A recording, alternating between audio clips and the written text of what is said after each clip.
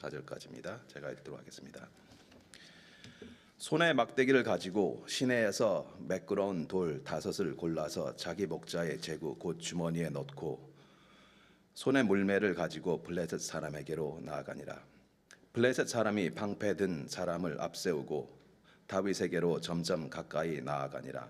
그 블레셋 사람이 둘러보다가 다윗을 보고 업신여기니 이는 그가 젊고 붉고 용모가 아름다움이라.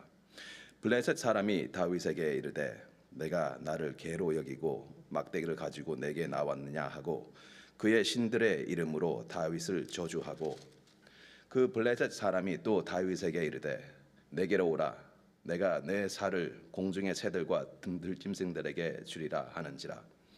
다윗이 블레셋 사람에게 이르되 너는 칼과 창과 단창으로 내게 나아오거니와 나는 만군의 여호와의 이름 곧 내가 모욕하는 이스라엘 군대의 하나님의 이름으로 내게 나아가노라.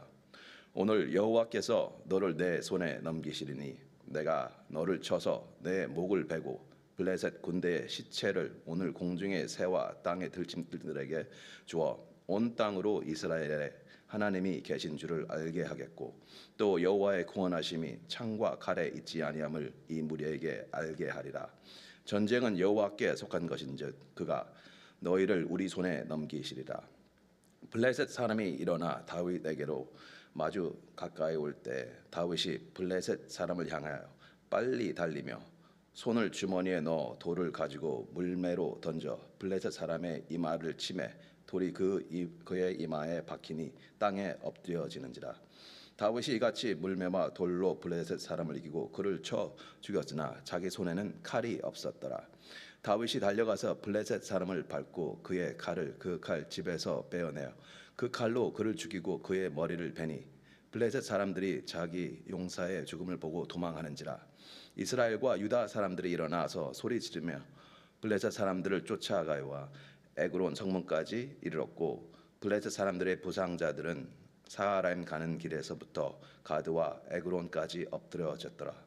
이스라엘 자손이 블레셋 사람들을 쫓다가 돌아와서 그들의 진영을 노력하였고 다윗은 그 블레셋 사람의 머리를 예루살렘으로 가져가고 갑주는 자기 장막에 두니라. 아멘. 시간 김영호 목사님께서 말씀을 전해 주시겠습니다. 많은 은혜 받으시기 바랍니다.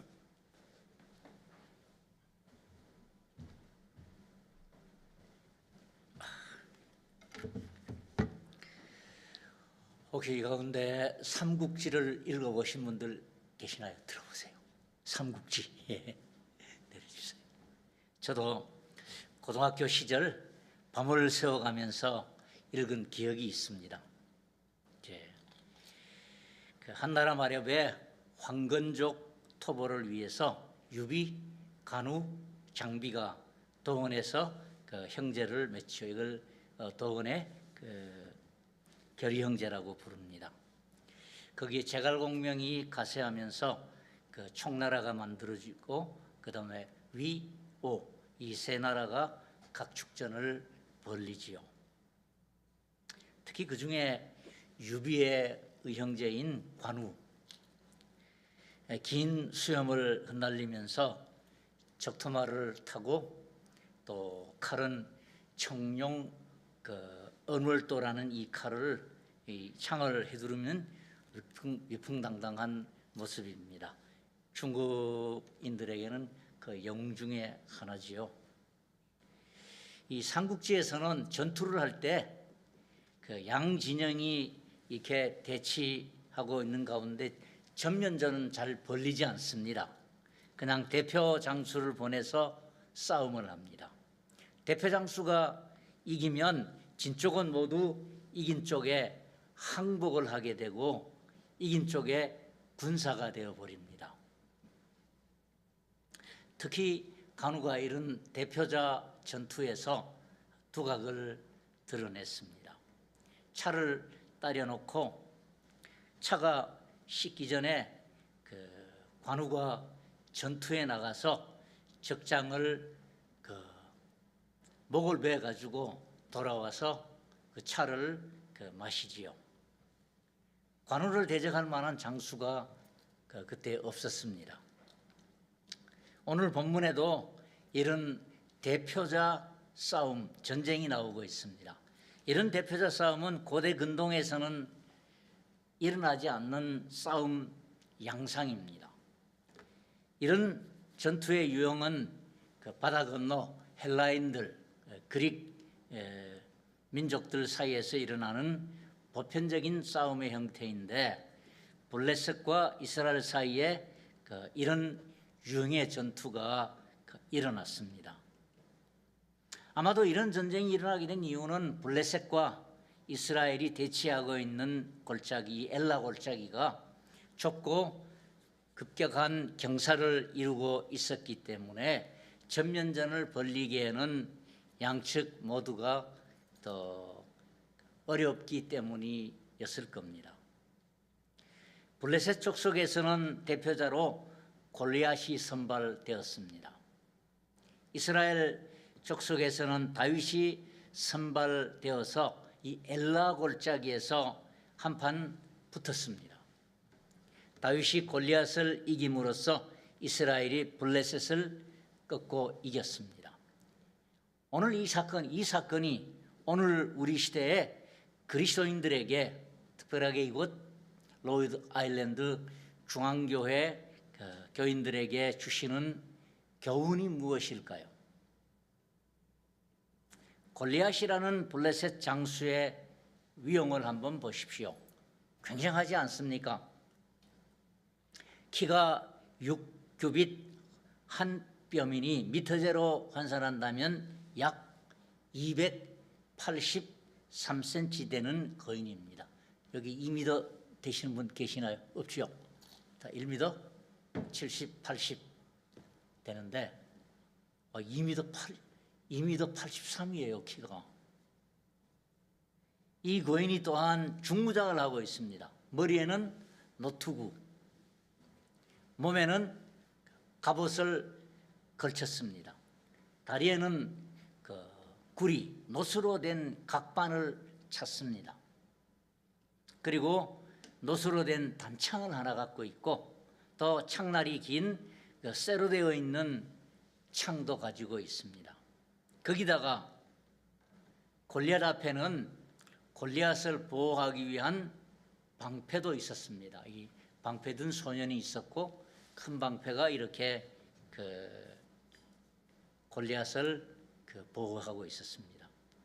아마도 태양빛 아래서 본다면 골리앗은 번쩍거리는 놋덩어리였을 겁니다. 이 당시가 주전 10세기니까 아마 청동기 시대, 그리고 철기 시대로 넘어가는 그 시점이었습니다. 난공불락이지요. 이런 골리앗이 블레셋 진영에서 나와서 이스라엘 진영에 소리칩니다. 이스라엘 진영에서도 나와 싸울 대표자를 하나 보내라고 말입니다. 둘이 싸워서 진 편이 이긴 편의 종이 되어야 한다고 말입니다. 그리고 이스라엘 군대를 형편없는 겁쟁이들하고 모욕을 합니다. 이런 장대한 거인 때문에 이스라엘은 잔뜩 겁을 먹었습니다. 요즘 현대말로 하면 쫄았습니다. 위축이 되었습니다. 쫄면을 먹었던 모양입니다. 간이 콩알만해졌습니다. 무서워하면서 숨기에 바빴습니다. 골리앗이 40일 동안 매일 반복해서 이렇게 나와서 외쳤습니다. 이스라엘은 두려움 때문에 참호 안에서, 진지 안에서 움직이지도 않았습니다.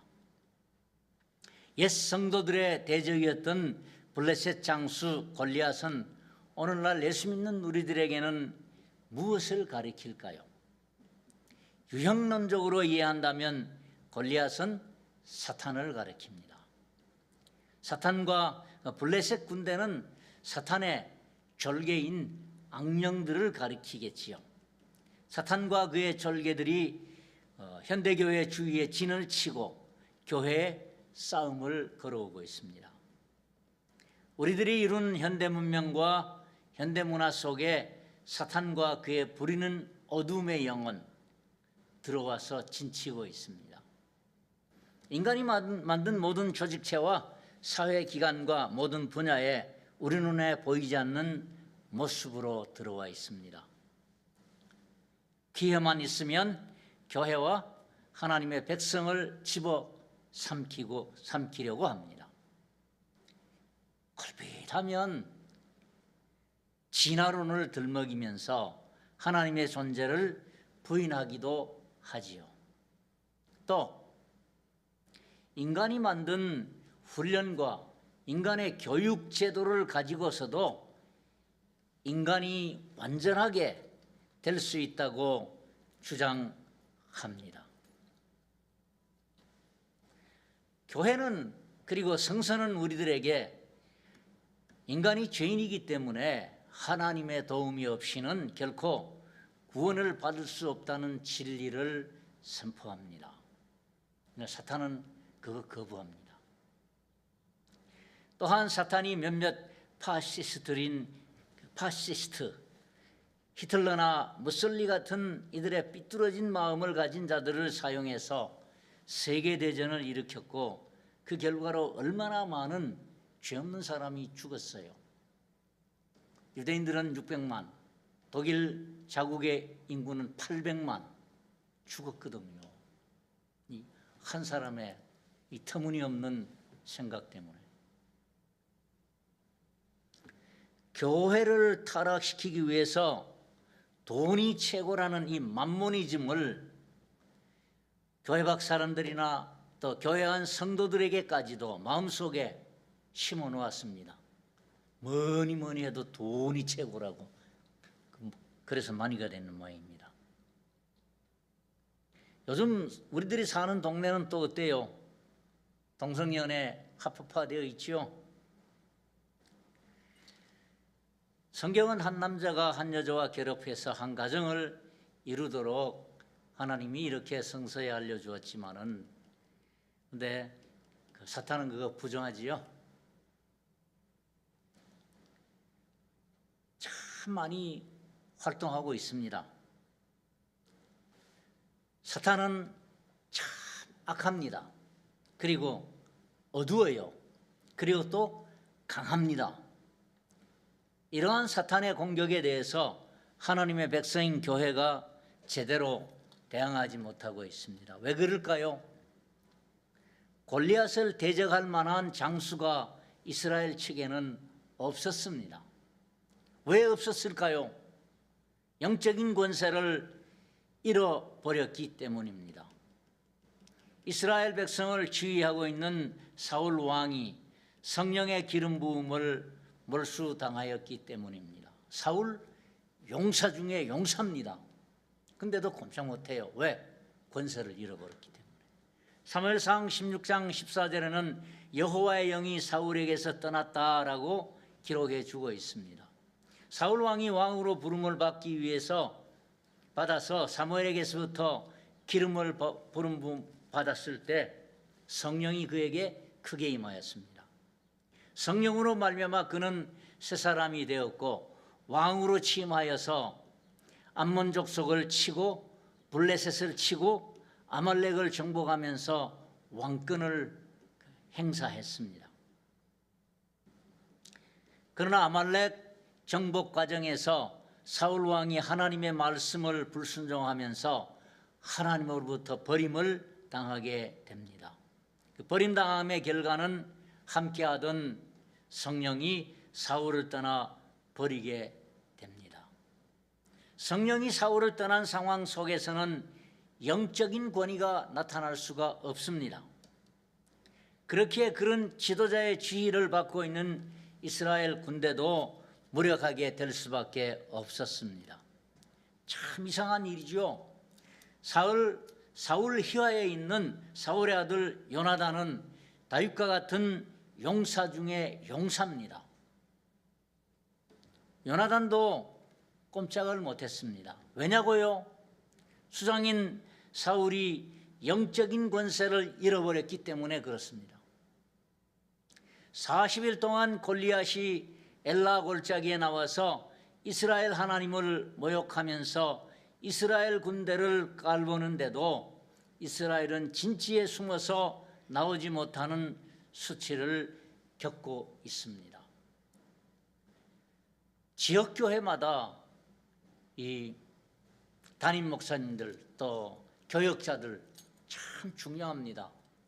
그들에게 영적인 권세가 충만하게 되게 해달라고 여러분들 기도하셔야 됩니다. 여러분들 교회에 세워주신 주목사님, 담임 목사님이십니다. 위에서 기도하시길 바랍니다. 그래야 여러분들이 삽니다. 이런 모습이 오늘 우리 현대 교회 모습이 아니던가요? 사탄과 그의 절개들이 교회를 조롱하고 하나님을 비방하는데도 교회는 잠잠하게 있습니다. 저 바다 건너 또 한국 한반도에 있는 한국 교회 상황을 보면 연일 언론에 교회의 비리가 나오면서 공격을 당합니다. 왜 이런 일이 발생했나요? 교회가 진리를 따라 살지 않았기에 영적인 권세를 교회가 잃어버렸기 때문입니다. 영적인 권세가 있으면 하나님이 자기의 치맛자락으로 교회를 다 이렇게 프로텍션 하십니다. 그리고 감히 언론이 교회 비리를 터뜨리겠다고 못합니다. 교회 비리가 있어도 영적인 권세가 있으면 깔쭉깔쭉 거리잖아요. 교회 지도자들이, 지역교회 지도자들이 영적인 권세를 잃어버렸기 때문입니다. 교회가 살기 위해서는 잃어버렸던 영적인 권세를 다시금 회복하는 일이 급선무입니다. 교회를 비방하고 욕하는 사람들에게 변명하며 대들고 싸우기보다는 하나님을 향해서 무릎을 꿇고 회개함으로써 잃어버렸던 영적인 권세를 회복하면 사탄의 공격 무력화됩니다. 골리앗의 대항마로 다윗이 전투에 나서게 되었습니다. 골리앗을 물리치기 위하여 사울 왕은 포상금까지 걸었습니다. 그러나 아무도 지원하는 사람이 없었습니다. 다윗이 나섰는데 등 떠밀려서 싸움에 나선 것 아닙니다. 순전히 다윗이 자원하여서 골리앗과 싸우러 나섰습니다.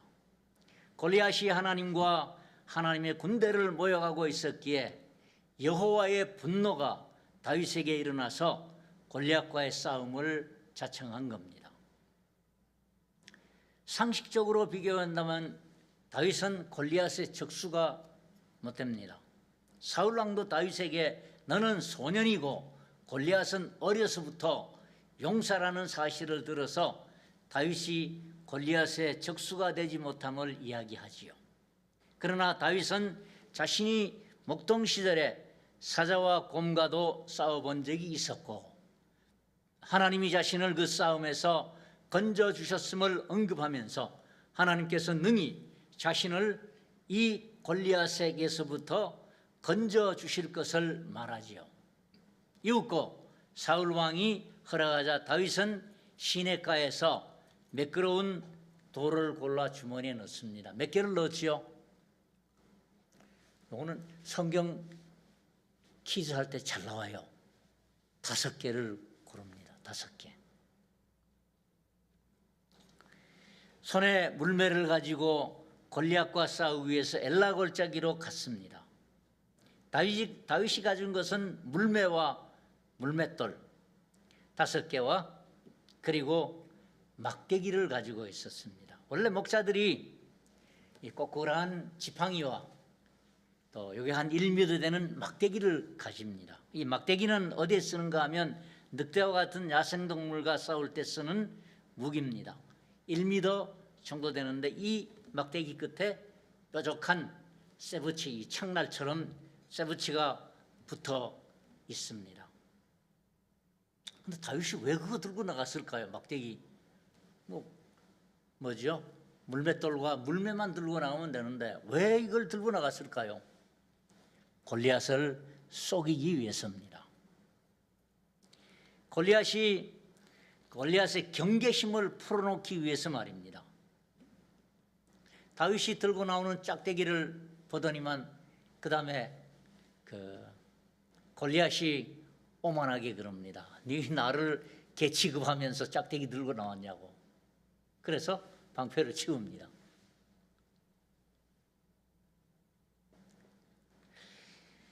이렇게 경계심을 풀고 골리앗이 다윗을 향하여 나오자 다윗이 앞으로 달려나가면서 골리앗을 향해서 물맷돌을 하나 날렸습니다. 첫 번째 날린 돌이 무방비 상태로 나오는 골리앗의 미간에 정통으로 맞았습니다. 방패가 있었다면 방패가 커버했을 겁니다. 방패를 옆으로 치워놓고 이제 맨몸으로 나오게끔. 골리앗은 땅바닥에 쓰러져 절명했습니다. 야구선수 투수가 공을 포수에게 던질 때 그 속도가 얼마나 오는지 아세요? 적어도 110km 돌덩어리가.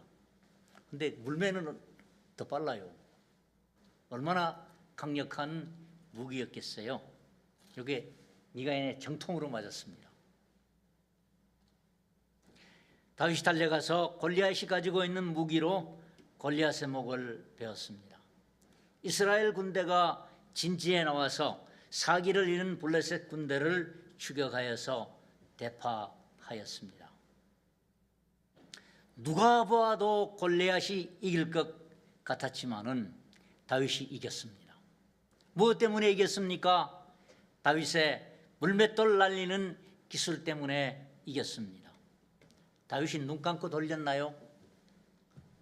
그렇게 생각하는 분도 있어요. 눈 감고 돌렸더니만 들이가 맞았다. 그게 은혜였다. 아니에요. 다윗의 기술입니다. 이 기술을 언제 익혔어요? 다윗이 소년 시절부터 양떼를 칠 때 익힌 기술입니다. 양떼를 인도해서 다닐 때 보면 보통 때 가운데 말 안 듣는 양이 한두 마리 있기 마련입니다. 교회를 목자와 양으로 비유했는데 교회도 똑같아요. 500명, 1000명 되는 교회도 꼭 보면 한두 사람, 빼딱한 사람이 있어요. 삐딱한 양. 그래도 양이에요. 말 안 듣는 양이 목자를 떠나서 뚝 떨어진 곳에 있어요. 요거는 목자에게로 오게 해야 하는데 목자가 양떼를 놔두고 그 한 마리 잡으러 가겠어요? 아니잖아요. 그러기 위해서 뭐가 필요해요? 물맷돌이 필요합니다. 물맷돌을 재워서 날리는데 혼자 먼 곳에 떨어져 있는 양 곁에 날려서 양이 놀라서 목자에게 오게 해야 됩니다. 요 실력이 모자라고 던졌는데 그만 양을 드디어 맞추면 어떻게 하나요? 죽잖아요. 양이. 양 가까이에 던져야 되는데 이거 던졌는데 반대로 날아가면 또 안 되잖아요. 그러니까 뚝 떨어져 있는 양 가장 가까운 곳에 똑 떨어지게 해야 되는데 이게 실력입니다. 이걸 다윗이 목동 생활하면서 익혔습니다. 무예입니다. 무예.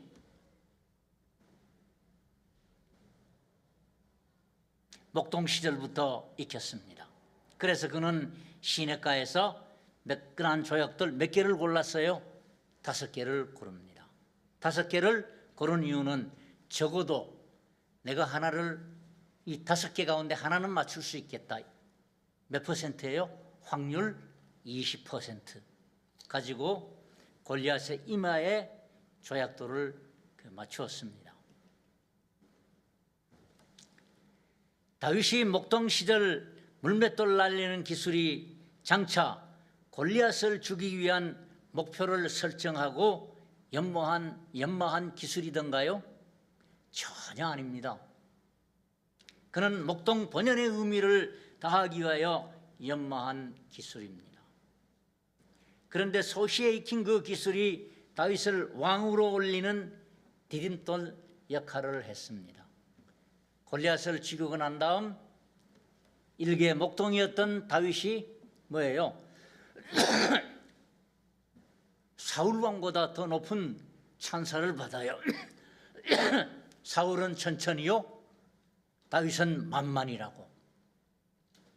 일개목동을 이렇게 높이 이스라엘 백성들이 주목하여 볼 수 있게끔 만들었습니다.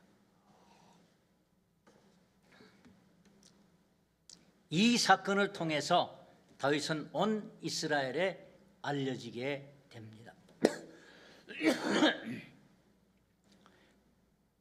베들레헴 총구석에 이름 없던 목동이 이스라엘의 스타가 되었습니다.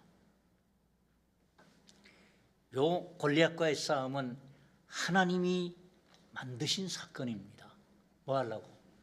다윗을 이스라엘에 드러내기 위해서 말입니다. 왜 드러내야 하는가 하면 사무엘에게 기름을 부으면서, 사무엘이 다윗에게 기름을 부으면서 사울 다음에 두 번째 통일 이스라엘 왕국의 왕임을 드러냈기 때문에 이제 하나님이 해야 될 일이 이 일이었거든요. 자, 오늘 우리들에게는 무슨 의미로 다가옵니까? 내가 현재 이곳 미국 로드아일랜드 이 땅에 갈고 닦고 있는 학문과 기술과 인생 경험이 하나님 나라 위하여 사용될 때가 올 것이라는 말입니다. 열심히 그리고 성실하게 자신의 전문 분야를 갈고 닦으십시오. 때가 되면 하나님이 여러분이 연마한 학문과 기술을 사용하실 것입니다. 여러분이 현재 갈고 닦고 있는 학문과 기술은 모두 하나님이 주신 은사입니다. 은사에 대해서 또 잘못 알고 있는 분들이 있어요. 은사라고 하면 기도할 때 하늘에서 그냥 뚝 떨어지는 걸로 생각하는데 아니에요. 그것만이 아니에요. 학문과 기술은 피땀 흘려서 연마해야 비로소 얻어집니다. 박사과정 같은 데 가면 대충 5년 내지 7년 걸리지요. 그렇게 힘써야 얻어지는 것이 학입니다. 학문과 기술도 하나님의 은사인데 우리의 땀과 노력이 들어가야 비로소 얻어집니다. 하나님 나라 위하여 언제인지는 모르겠지만은 하나님께서 나를 쓰실 그날까지 열심히 이곳 로드아일랜드 땅에서 준비하는 삶을 사시기를 바랍니다. 열심히 준비하셔야 됩니다. 다윗이 눈 감고 돌리다가 맞은 거 아니에요. 열심히 연마한 그 기술을 통해서 골리앗을 이겼습니다. 심지어 금고털이 기술까지도 은사로 사용이 되어집니다. 제가 섬겼던 그 보스턴의 교회 케임브리지 연합 장로교회를 짧게는 캠연장이라 부릅니다. 무슨 캠연장 소리 들으니까 무슨 생각 드나요? 아, 음식점 이름 생각나는 분들이 많아요. 캠연장 그러면 그 뭐 불고기집 뭐 이렇게 생각하는 사람 아니 교회입니다. 캠연장 짧게 캠연장 교회가 10수년 전에 교육관이 증축이 되었습니다. 교육관이 증축되고 난 직후에 미국 교회로부터 이 마스터 키를 건네받는다는 걸 그만 잊어버렸습니다. 그래서 그 주일날 2층 라운지가 락이 되어버렸습니다. 마스터 키가 없으니 도저히 들어갈 수가 없었습니다. 그래서 성경 공부하는 그날 캔슬을 했지요. 그때 이런 생각이 들었습니다. 우리 교회에도 회심한 금고털이 정과범이 있었더라면 문제가 없었을 것인데 하는 생각 말입니다. 도둑질하느라고 익힌 금고털이 기술이라면 방문 여는 것쯤이야 식은 죽 먹기 아니겠어요? 이전에는 도둑질하느라고 사용되었지만은 이제는 주를 위해 사용하는 기술이 될 것이니 그것도 은사로구나 이런 생각이 들었습니다.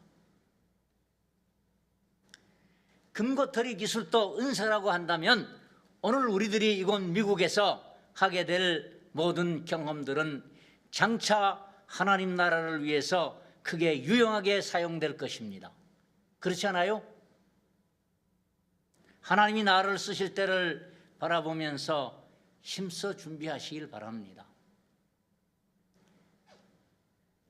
다윗이 세상 사람들이 볼 때 무모하다고 여길 정도의 용기는 어디에서 온 걸까요? 바로 성령의 기름 부음 때문에 솟아난 용기입니다. 다윗이 이런 기술이 있지만은 아이고 저기 나가가 이길 수 있을까? 이런 두려움이 작동했다면 못 나갔을 거예요. 무엇 때문에? 저기 나가 싸우면 반드시 이긴다는 이 믿음, 이 용기는 어디에서 솟아났을까요? 믿음으로 말미암은 용기입니다. 여호와의 구원하심이 칼과 창에 있지 않다는 사실을 이스라엘 백성들에게 알리기를 원했습니다. 일전에 사무엘에게서 기름 부음을 받을 때 그에게 임하셨던 성령께서 그를 고무시켰습니다. 믿음으로 목숨을 걸고 도전을 했습니다. 모험을 감행했습니다. 첫 번째로 날린 물맷돌이 골리앗을 쓰러뜨렸습니다. 첫 번째 돌렸는데 빗나갔다 옆에 싹 스쳐 지나갔다. 그러면 골리앗이 위협을 느껴서 뭐 했을까요? 방패 다시 앞으로 하면 다윗이 못 이기고 아마 죽었을지도 모릅니다. 첫 번째 가서 방비가 안 됐을 때 두들겼습니다. 첫 번째 맞췄다는 건 이게 은혜예요. 맞췄다는 게 은혜가 아니고 두 번째, 세 번째 맞춘 게 아니고 첫 번째 맞추었다는 것. 다윗의 용기는 성령 때문에 솟아났습니다. 그의 물맷돌 날리는 기술에 뭐가 임했어요? 성령의 기름 부음이 임하니 일어날 수가 있었습니다. 오늘 우리들에게도 이 사실은 통용됩니다. 내가 가진 학문과 기술과 경험들, 이 모든 것들이 주를 위하여 사용되기 위해서는 성령의 기름 부음이 필요합니다. 학교에 나가서 학문과 기술, 내가 전문 분야의 1인자가 되었다고 해서 하나님이 사용하실까요? 아니에요. 사용 못합니다. 그것은 내 부귀와 영화를 위해서는 사용되어도 하나님 나라 위해서는 사용될 수가 없습니다. 하나님 나라를 위해 사용되기 위해서는 반드시 성령의 기름 부음이 있어야 합니다. 학교에 가서는 학문과 기술을 연마하고 이곳에 들어와서는 뭐 해야 돼요? 기도하며 성령의 기름 부음을 구해야 합니다. 그래서 그리스도인들은 참 바빠요. 월화수목금은 학교 가서 직장에 가 일해야 되고 금토일은 뭐예요? 나와서 기도해야 되고 노는 시간 없어요. 이렇게 준비해야 하나님이 때가 되면 탁 쓰십니다. 성령 없이는 나의 가진 모든 것이 주를 위해서 사용될 수 없습니다. 내가 피땀 흘려서 얻은 기술과 학문에 성령의 기름 부음이 임한다면 그것은 주를 위해서 하나님 나라를 위해서 귀하게 사용될 것이고 하나님은 나를 그 디딤돌을 통해서 사회 가운데 우뚝 세우실 것입니다. 믿어집니까? 준비하세요. 학문과 기술 연마를 위해서 순교자 정신을 가지고 왔어요. 그거 하다가 죽으면 순교자 됩니다. 주를 위해 사고 있다는 의식을 가지면 내 영광, 내 편한 미래의 안락을 위해 산다면 그거는 아무것도 아닙니다. 그러나 내 의식 속에 주님 위해 사고 있다. 이런 의식을 가지고 하시길 바랍니다. 우리 기도해야 되지 않을까요? 기도하셔야 됩니다. 우리의 가진 모든 것에 성령의 기름을 부어주사 분연히 일어나 주를 위해 쓰게 하소서라고 말입니다. 말을 맺겠습니다. 현재 교회가 세상으로부터 심히 조롱을 당하고 있습니다. 저도 석 달 전에 석 달 동안 한국 가 있다가 지지난주에 보스턴 들어왔습니다. 교회가 지금 뭐 다운돼서 난장판이에요. 불법 때문에 세인들의 입살에 오르내리고 있습니다. 참 가슴 아픈 일입니다. 성경을 이렇게 끌고 다니기가 참 부끄러워요. 가방 속에 넣어 다닙니다. 그래서 사탄이 교회를 집어삼킬 듯이 위협하고 있습니다. 교회가 이런 사탄 공격에 적절하게 대응하지 못하고 있습니다. 그 이유는 교회가 영적인 권세를 잃어버렸기 때문입니다. 우리 주님이 하늘로 올라가시면서 이 권세를 우리에게 위임하셨습니다. 하늘과 땅의 모든 권세를 내게 주셨으니 너희는 가서 브라브라브라 이렇게 하라 그러지요. 이런 사탄의 위협을 제거할 수 있는 교회 그리고 영적 지도자들이 일어나야 합니다.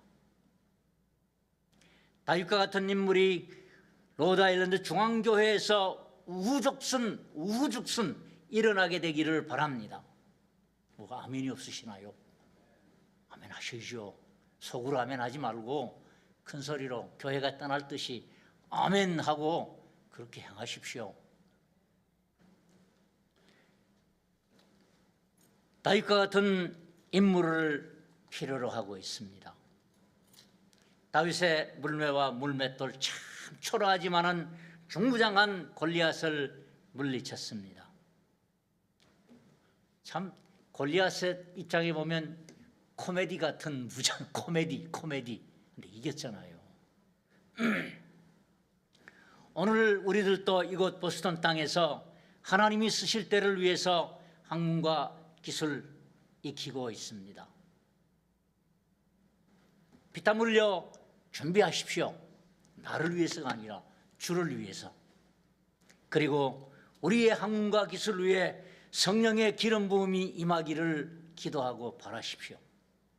성령의 기름 부음이 없다면 결코 우리의 무장인 학문과 기술은 하나님 나라를 위하여 쓰임을 받을 수 없습니다.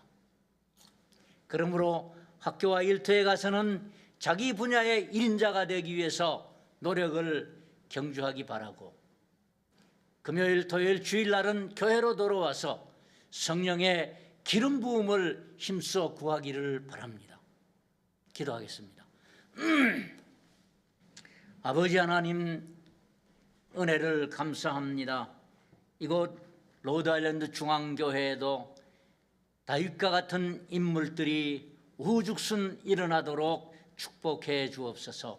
하나님, 나를 다윗처럼 사용해 달라고 간구하는 기도 소리가 여기에 모여있는 온 성도들의 심령 한 사람 한 사람에게서 하나님께 드려지게 만들어 주옵소서.